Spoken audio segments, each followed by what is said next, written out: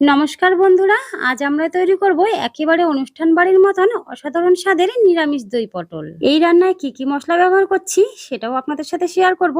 আর সাথে থাকবে কিছু টিপস, যে টিপসগুলো ফলো করলে স্বাদ আর সুগন্ধি হবে একেবারে অনুষ্ঠান বাড়ির মতন। সবার প্রথম আমি এখানে নিয়ে নিয়েছি 500 গ্রাম টাটকা পটল। এখন পটলগুলোকে কিভাবে কেটে নিতে হবে সেটাও আপনাদের দেখিয়ে দিচ্ছি। এবার দেখুন বন্ধুরা, পটলগুলোকে আমি কিভাবে ছাড়িয়ে নিচ্ছি। এইরকম ভাবে একটু খোসা রেখে প্রত্যেকটা পটলের খোসাগুলোকে ছাড়িয়ে নেব।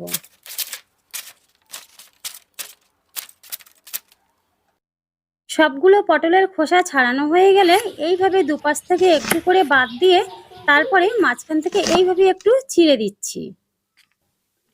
পটলগুলোকে এইভাবে মাঝখান থেকে একটু চিড়ে দিলে কি হবে, রান্নার সময় লবণ ও মশলাটা পটলের ভেতর পর্যন্ত ঢুকে যাবে। একই রকম ভাবে প্রত্যেকটা পটলকে আমি কেটে নিয়েছি। এবার ওখানে মিক্সির জারের মধ্যে নিয়ে নিচ্ছি কয়েক কুচি আদা, 4টে কাঁচা লঙ্কা, আর নিয়ে নিচ্ছি 1 চামচ গোটা জিরে। এবার সামান্য একটু জল দিয়ে একটা পেস্ট তৈরি করে নেব। তারপরে এখানে গ্যাসের ওপরে কড়াই বসিয়ে দিয়ে দিচ্ছি 4 টেবিল চামচ সর্ষের তেল। এবার তেলটা একটু গরম হয়ে গেলে দিয়ে দিচ্ছি কেটে ধুয়ে রাখা পটলগুলো।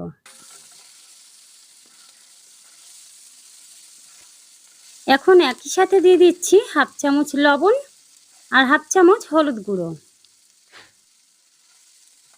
এবার লবণ আর হলুদটা দিয়ে পটলগুলোকে ভেজে নেব।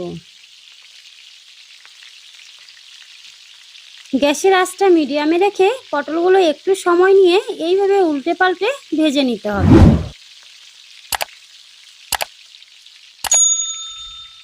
পটলের মধ্যে এইরকম ভাবে লালচে রং ধরে আসলে এবার তুলে রাখবো।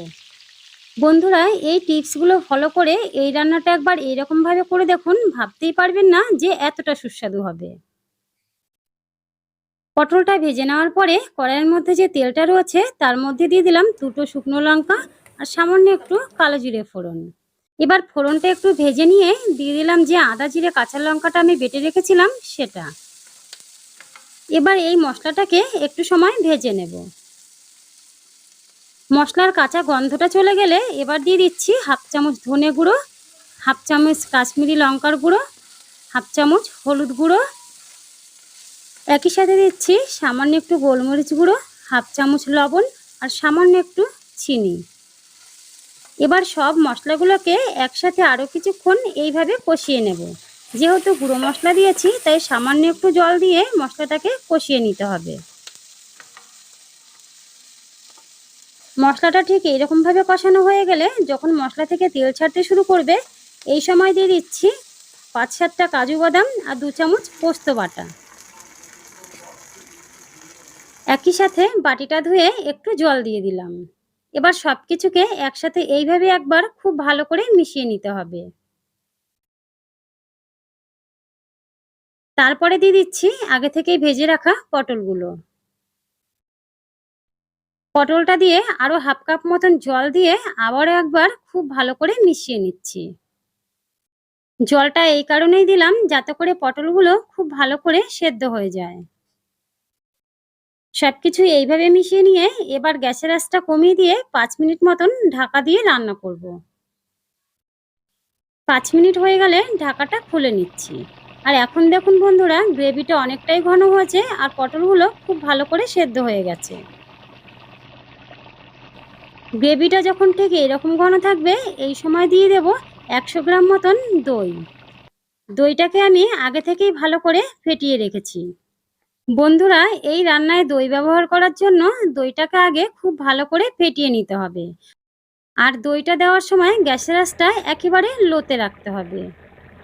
তারপরে এইভাবে মিশিয়ে নিতে হবে।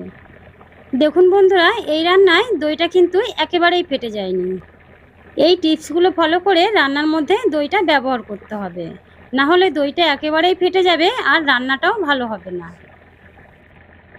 এই রান্নাটার মধ্যে গ্রেভিটা ঠিক এই রকম ঘন থাকবে। এবার দিয়ে দিচ্ছি কয়েকটা চেরা কাঁচা লঙ্কা আর 1/2 চামচ ঘি।